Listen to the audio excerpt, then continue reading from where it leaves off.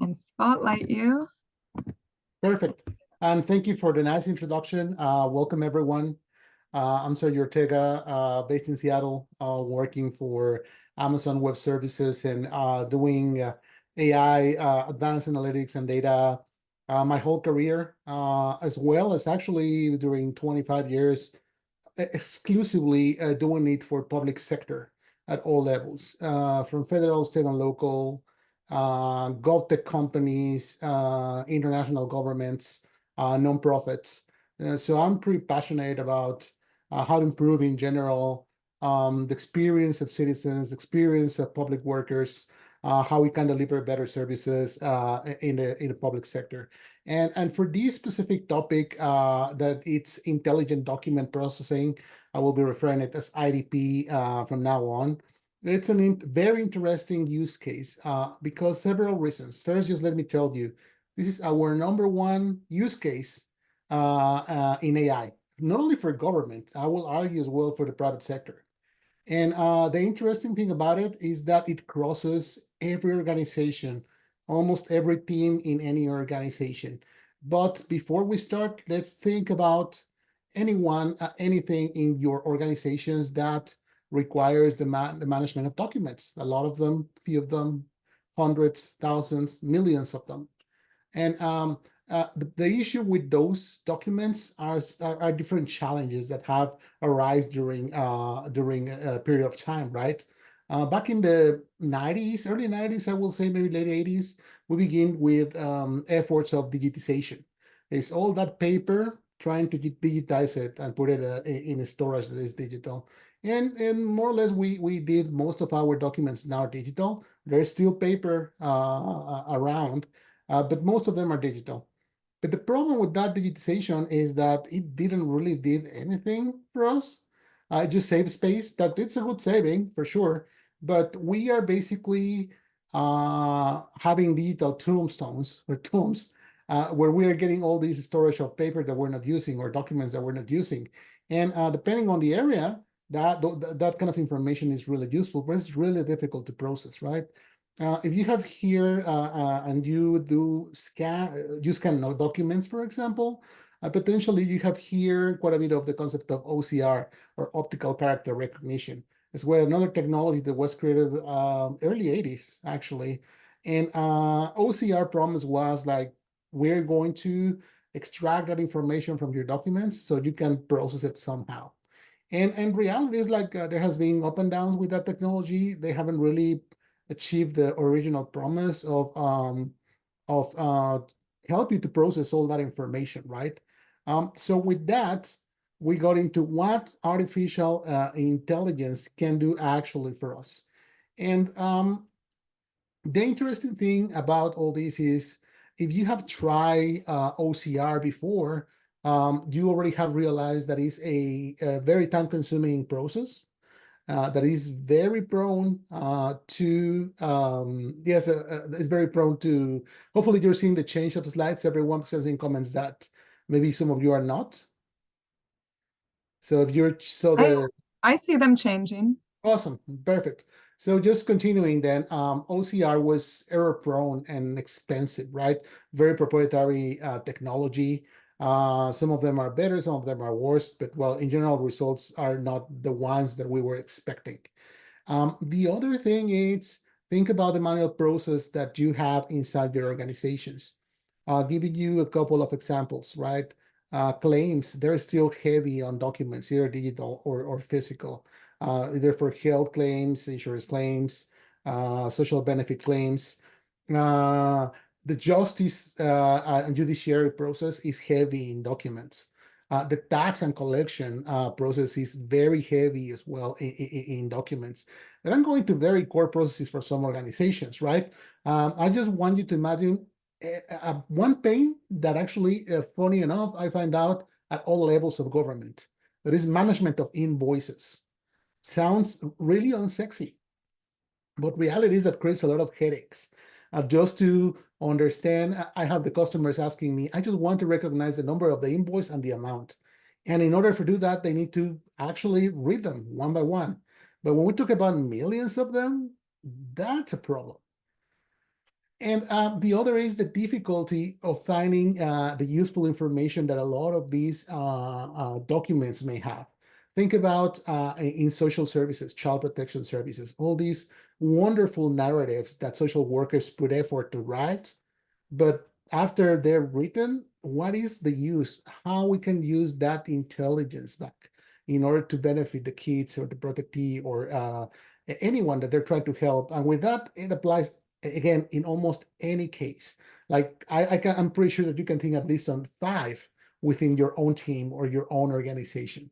So what we're trying to help you here is how we can um, uh, make faster document processing, shorten decision cycles, and obviously improve your citizen, customer, user experience in general.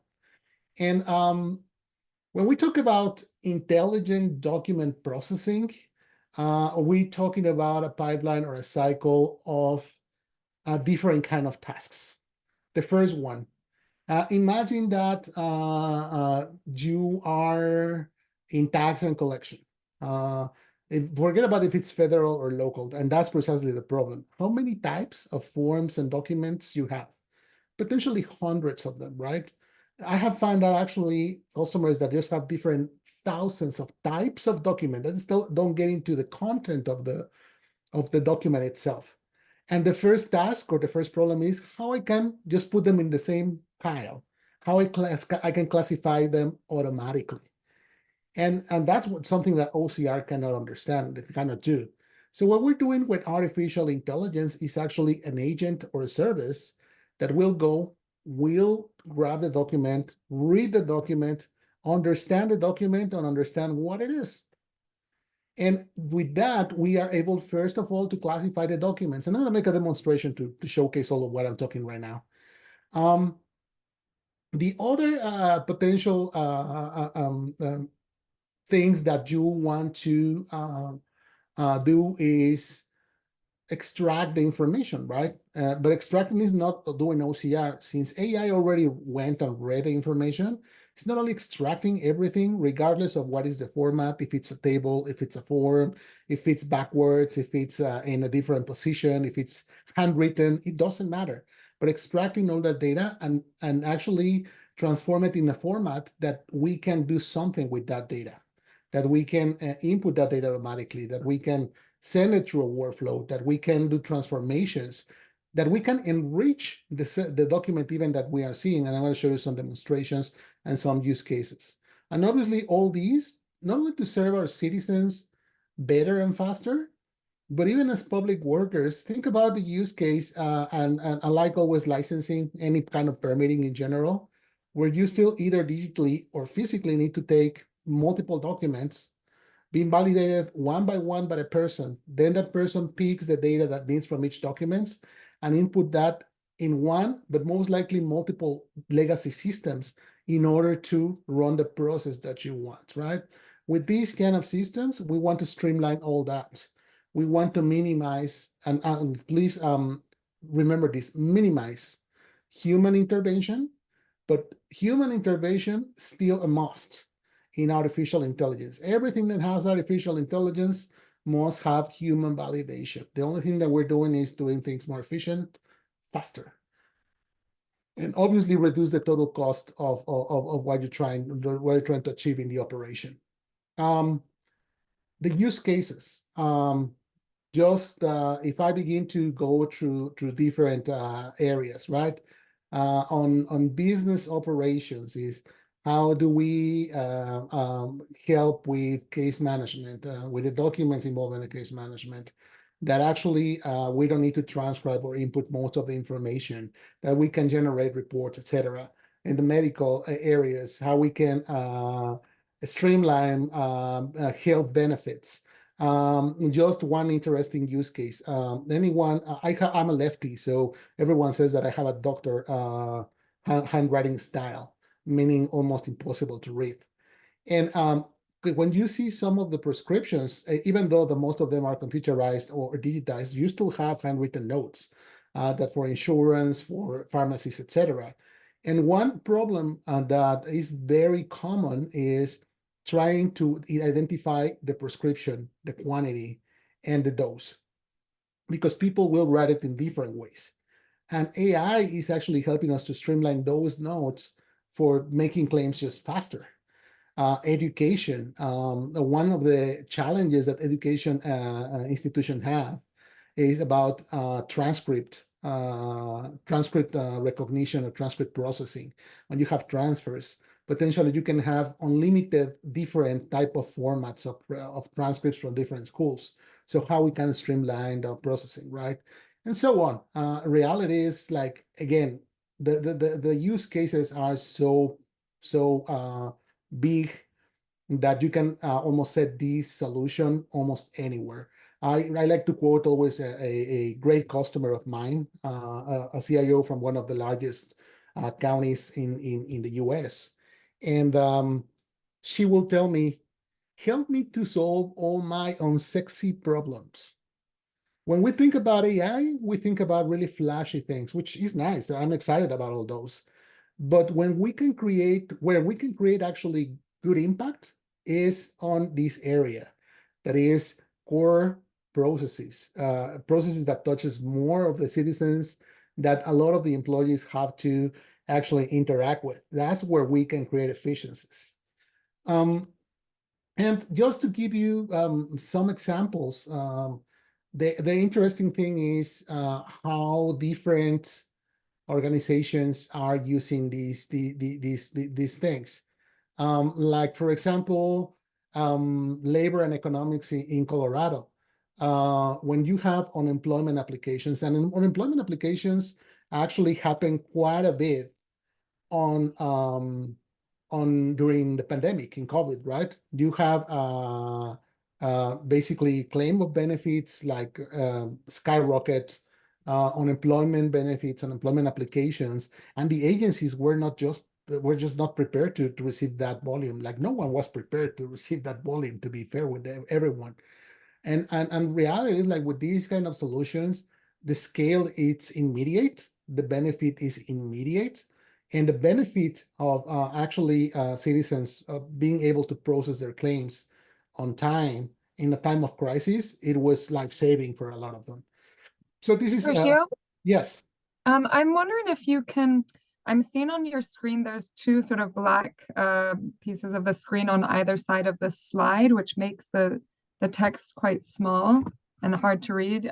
Is there any way that you could just show the slide portion? It's showing two different things, so that's interesting. I hope I'm wondering if anyone else has also seen that. It's basically that your slides are in the middle, but on either side there's yeah, it's not full screen. On either side there's two black portions. Yeah, I hear you. Let me do then the next thing. I'm going to share. That's the issue of having multiple monitors. I'm going to change this, and then you're going to see, now you're seeing a different screen. I'm still seeing the same. Yeah, now you should be able to do it, to see it better. Actually, now it's even smaller. Oh, that's interesting. I think you should hit the zoom at the top.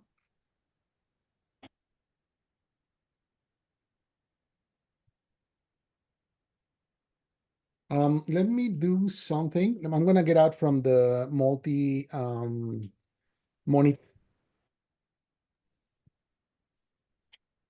and I'm just going to do it the old way. That's better. Yeah, and if you Okay, do slideshow. let me do this. Sorry about the. No problem. Let's do this. What about now? Yes, that's much better. Okay, now I can see it fully. Perfect. Great, thank you. Sorry about that. Hopefully you didn't miss a lot. But well, this is one of the use cases, and at the end, I'm going to share these slides with you so you can post them or share them around.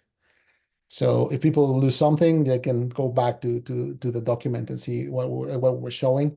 Some of the benefits, of course, right? Another one that we like to highlight is King County. We have a lot of reference cases, but among the reference cases is as well on how between agencies is difficult or easy to share information. And you will tell me, in general, it's quite a protocol, and there's a reason on why it's not easy, right? Just to give you the most powerful one, in between organizations, you are really have this high risk of sharing information that is very really delicate, such as PII, right? And just screening for PII in documents and try to share that into other agencies takes the time. There's the cost.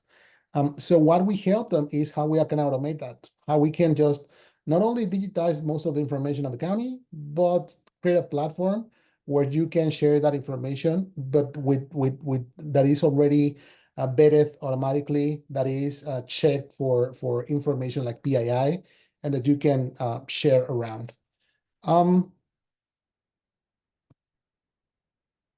Obviously, it's not only about state and local governments. It's not about in federal. Before I go to Arizona State, we have a couple of federal agencies that either is for claim benefits or for other kind of activities. I cannot disclose most of them, but just to give you the idea on scale. So people, when you think about this, you can think about hundreds or thousands of documents, right, that you're processing at a year. With some of these agencies, we're processing millions, up to 14 million documents a month. And that's a kind of volume and efficiencies that we want to promote, that we want to help our customers with. One of the things is when you are having different use cases like this one is how we can extract information for making pre-screening more efficient. Gather the right information. Like when you have an application, a lot of this is just a document that was written in a natural way, right? It's not fixed fields. And we want to understand some information, some key data that we want to extract from those writings. So that's a great way to do that as well, and make more efficient processes like that. This one is potentially one of my favorites. It's one of the newest ones. For this one, we have not only white papers, but we have videos of the customer actually attesting of what have been the benefits. This is the LA County Public Defender. And just to give you an idea of this is how we give public defenders better tools to actually do their jobs better, hence to promote better justice, right?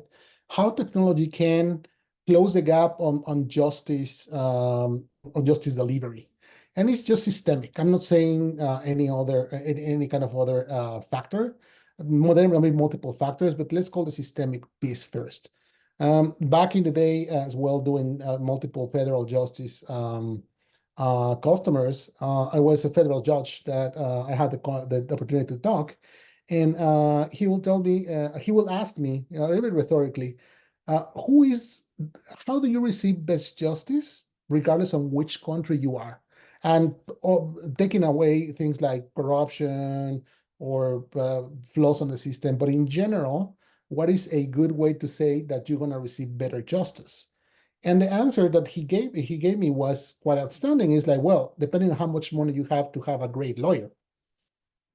As a great lawyer, it's a lot of different things. But one of the things that we have observed is that a great lawyer has a lot of staff, a lot of assistants that can go to the files, hundreds of them, thousands of them, and create a case that is stronger.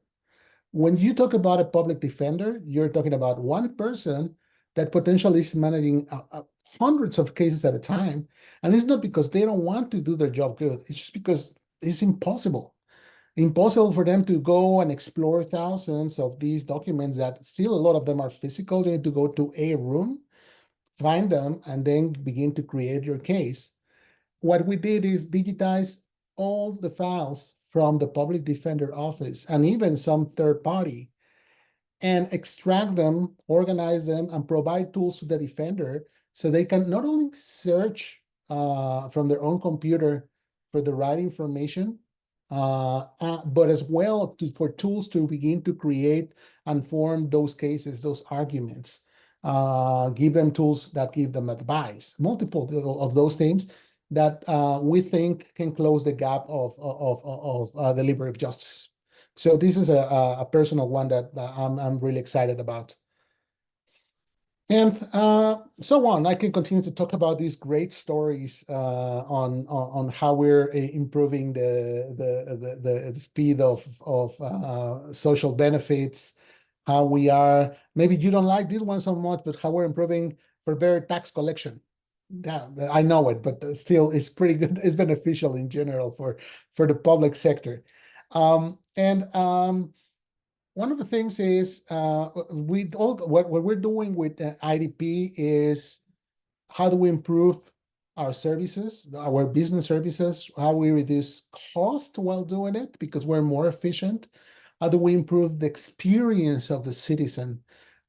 Just to give you another example, with one of the largest DMVs in the country, you have issues like very long waiting times in the call centers. You still need to go to the office, to the DMV with a lot of papers, potentially first have luck to get an appointment, then to actually process the thing. And now what we're doing is everything is remote. Waiting times in call centers went from 40 minutes to 2 minutes. And all of this is just how do we make efficient the documents, believe it or not. So with that, let me show you how this looks like. And I'll show you a couple of demonstrations. So let's think that we are looking at the case of healthcare and insurance. That where they're submitting claim for an insurance or having healthcare documents. And what happens is if I'm a user, I will go to the system and input what? Multiple different documents that are requested in order for submit a claim. Those documents can go from forms like this. As you can see, there's a very regular form where I select options, put information, there are tabular forms, etc. It's a complex form, all the way to doctor notes. As you can see as well, is like this typical writing. Then what you're gonna do is you have all of these comments in multiple documents in the patient file, and so on, right? Things like IDs, prescriptions. And this one is cool because I'm gonna show it to you. Hopefully, let me see. It doesn't like it. There you go. It's just the picture of a prescription. And as you can see, it has all these kind of weird light. It's kind of curt. So it's not easy for OCR, right? So these are the kind of things that we are receiving on real life with intelligent document processing. So the first thing, as you remember, as I told you, was let's classify these documents automatically. In this case, we have 2, 4, 6, 8, 10, 11 types of documents. So that's easy. But again, what happens when you have hundreds or thousands? What we're doing effectively is recognizing what is each of these documents, explanation of benefits, insurance ID, medical transcripts, etc. But as anything in AI is not infallible. So as you can see here, there's times that either because of the format, because of the quality, etc., AI will tell you, well, I'm not that sure that some things are what it you say what I'm saying, what I'm seeing. It's like I'm seeing insurance ID, but I'm just kind of sure that this is it. This is when you're gonna find the process of human in the loop. This is where you send someone, open the document, check that the document is classified right or wrong, and you attest that this is the right one. The difference on efficiency is that instead of doing this process every time, you're gonna do it once each 100 or once each 1,000 or once each hundreds of thousands or even million, right? That is the first scale of difference on efficiencies. The second step is how we're going to extract this information. And as you saw, there are different things. For example, in these forms, since this is a form, we want to extract what we call key value pairs, meaning what was asked and what was the response. And as you can see, we can not only check the answers that we were given, but even in fields that only is a check mark, we can see if there was select or not select. This is very uncommon for software that can recognize information. The other thing is, even in this type of document, you can see that there are the types of data that looks more like tables, right? So like in this case, this is a table, and we're extracting it as such because potentially you want to do that. If you think about invoices, mostly there are tables. And what we're doing is extracting that information, and now it's just a CSV file that you can manipulate. The other one is sometimes we want to recognize if a document is signed or not. And what we're doing effectively here is recognizing if a document, we recognize signatures within the document. And just the raw text itself is like everything that we understand and recognize from here. So this is part of some of these recognitions. In this case, I think this one is health of benefits or explanation of benefits, yeah. And again, you can see the quality of the document. It's a little bit crooked. It's not super clear, but what we're gonna do is exactly the same. Even the tables, right? Like this is a table, we extract it as a table. We can recognize all the tables available that we recognize within the document. The layout of the document, what is the header, the page, etc. All these potential views. Same here, quality low, but we can extract all this information. So one of the things that you can need to know is now we have the information out. We can do several things with this information that is out. We can create workflows, or well, first we can either transform it, we can manipulate it, we can make operations, whatever you need. And now we can automate where this information is going to go. Any kind of legacy system is going to the database, is going to a disk, is going to your CRM, is going to your ERP, is going to your case management system. But now all of this flow is automated. It's not doing it, you're not doing it by hand. Another possibility with AI is not only extracting the information, but understanding beforehand what kind of information that's it, or labeling the information. That's a little bit of the technical term. Like, for example, here, you see all these labels. I recognize that John Doe is the patient name, the admission date, the discharge date, and the patient ID. This was automatic. Nobody had to label these or read the document in order to fill this information. One of the things that you're going to see is not only we can do this sort of recognition, right? For example, in healthcare, we even have models that recognize very specific taxonomies for the healthcare world. The other thing is, imagine that you, and it happens a lot, that you have a label that is unique to you, is unique to your agency, is the New Jersey court's case number structure. And you want to identify that every time you find it. So in order for you to train the model that recognizes this, you just need to provide a few samples, upload them, and the next time we will be able to recognize these in the hundreds or thousands of documents automatically. There's no coding, there's anything of that. Same with the types of documents. If you want to recognize and classify specific types of document, you just upload a sample of these documents and do it.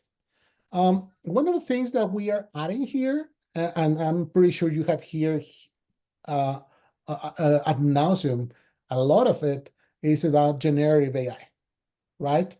So what we're doing and what we thought is like, now that we are processing, we're sending workflows, we're sending this information to the different systems. What about if I just can talk, quote unquote, talk with my documents? or do more kind of tasks. Like in this case, what I'm doing is summarizing one or several documents. This is very important for different use cases. I mentioned justice, I mentioned public safety, healthcare, where you just need a summary. You don't need this. You need a summary of 10 documents or 100 documents and understand what is this about. But another one that is interesting, and that's the reason I show you the healthcare example, is that I can identify automatically things as diseases, symptoms, etc. I don't need anyone to actually do that for me. I'm based on medical standards. I'm identifying multiple different things just from the narratives or the reports of the practitioners. And Rafael, can I pause you for a question? sure. Could you just give folks a sense of what is accessible for public sector professionals? Like what might be free versions, what they might need for the more advanced versions?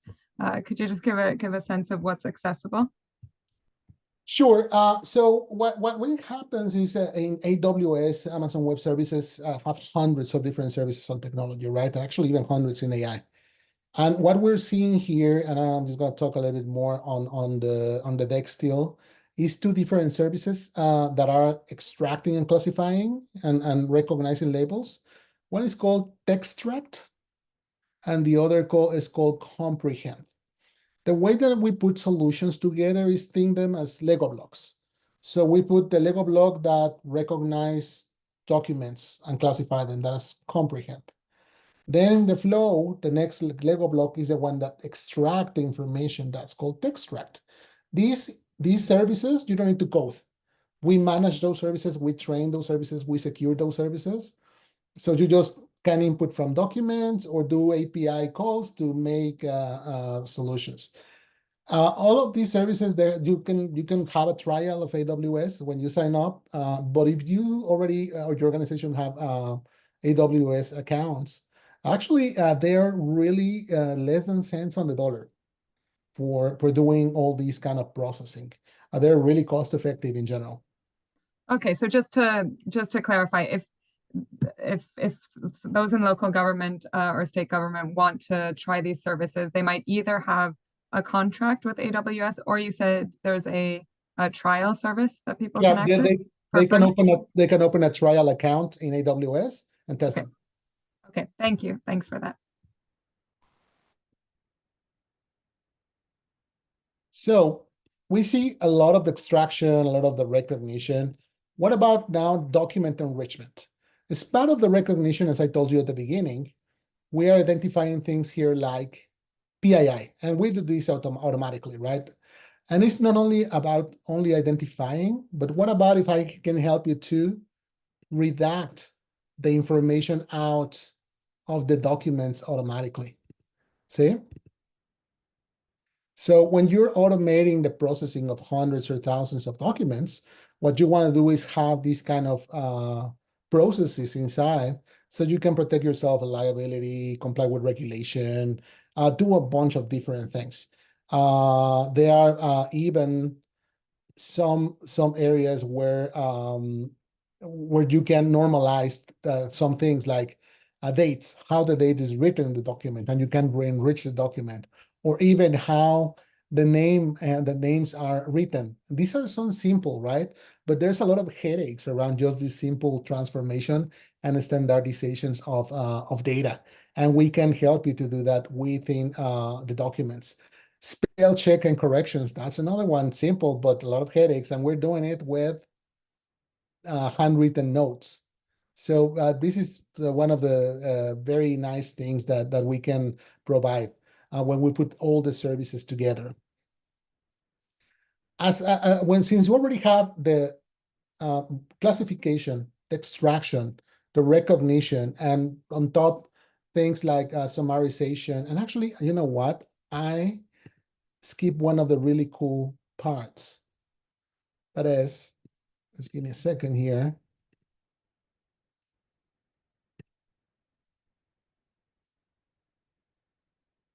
this part. And I'm going to do another demo, but basically, now that we have processed that information, we can query our documents. We can make questions on our documents. Like, for example, not only one document, but can be on hundreds or thousands of documents. What is the patient chief complaint and how long he has been experiencing it? And we can get straightforward answers. What is the patient's injury characterized when the treatment measures? What are the treatment he has taken, basically? And you can have these summarized answers or very specific answers. And I'm going to show you another examples of these specific examples. Let me show you this one.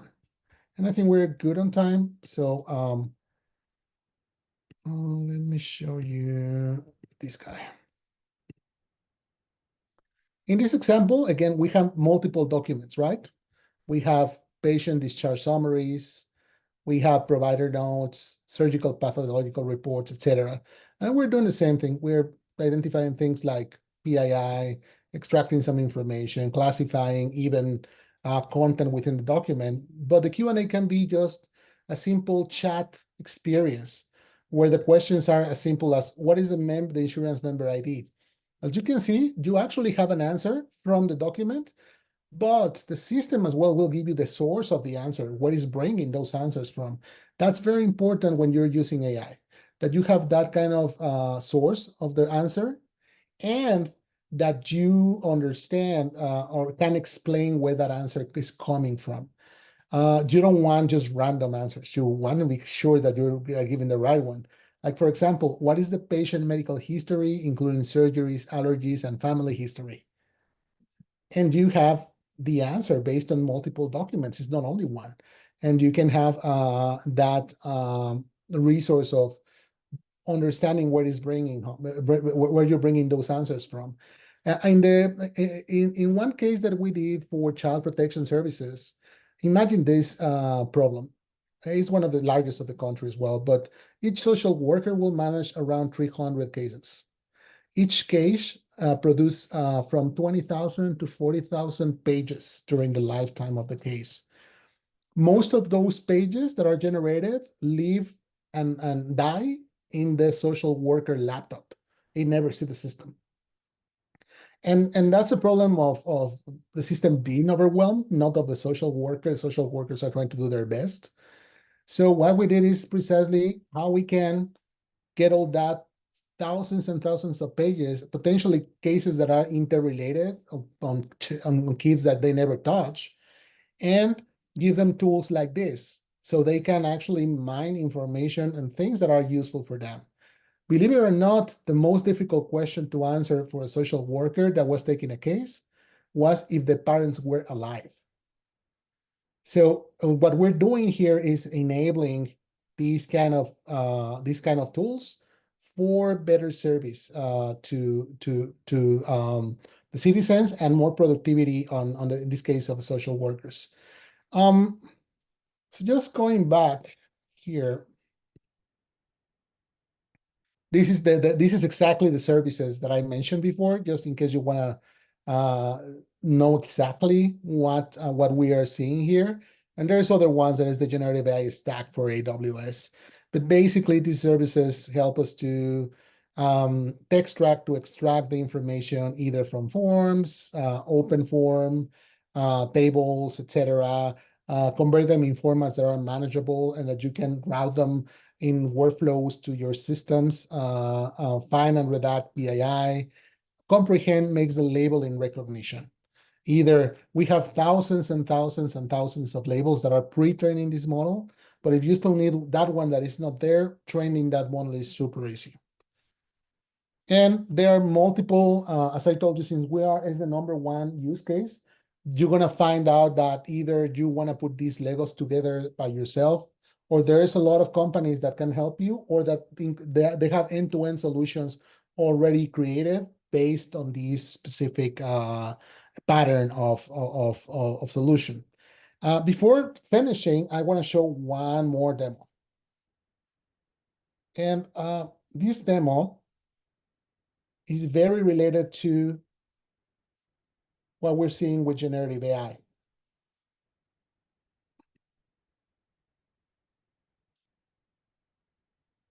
So just give me a second here. And I'm gonna open something called Amazon Q. But Amazon is based on Amazon Bedrock. A little bit of this generative AI enabled chats. But in this case, what I can do is these chats are not only in this case of Amazon Q. Imagine everything what I showed you about documents, but you can add other sources such as databases, CRMs, your help desk system, any of your portals, either internal or external. So what I'm gonna do here is, let me see if this one will be the best one. Just give me a second here. There you go. So this one I uploaded, and I'm gonna show you again. Actually, I should show you this. I just uploaded some documents, but I can upload a million documents and I can add databases. These are FAA regulation, and this is the book Dracula. Why is this important? Because with only clicks, no code, zero whatsoever, what I'm doing is getting the documents, and I can make questions such as, this is downstairs. What are the instruments required for IF instrument flight rule flights? And it is going to go to the repository of information that I gave it so it can answer the questions. It doesn't work like public models. It won't answer you random things. It won't answer who is Napoleon Bonaparte, or what was the best president of the US, or make me a poem. It will only answer according to the information it has, right? So in this case, it's telling you what are these instruments, where is getting the information from, so you can actually see the source. And it's giving a summarized answer. I entered Dracula, right? So I'm gonna ask, for example, who are the Perkins?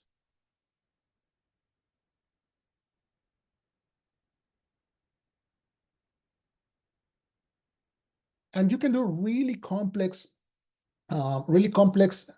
queries here that involve interrelate multiple documents, or even generate documents. You can give me a summary of 500 words of the last 5 files of John Doe. And see, you can tell here Jonathan Harker and who is he and where is getting the information from. But what about if I ask, who is Frankenstein?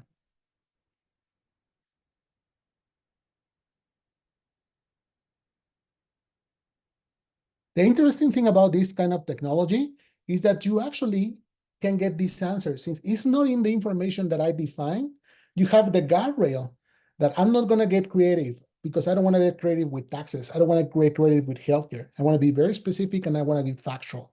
So this is the way that we are beginning to do all this. And just to finish and to conclude, IDP has hundreds of implementations at all levels of government and private sector, has been delivering millions and millions of documents and processing for years. We continue to put improvements on top, but we have seen the effects of these kind of tools of artificial intelligence in real cases and at all levels. So I'm open for questions. Thank you very much for your time today. Thank you, Sergio. Let me just stop recording as we go to the Q&A.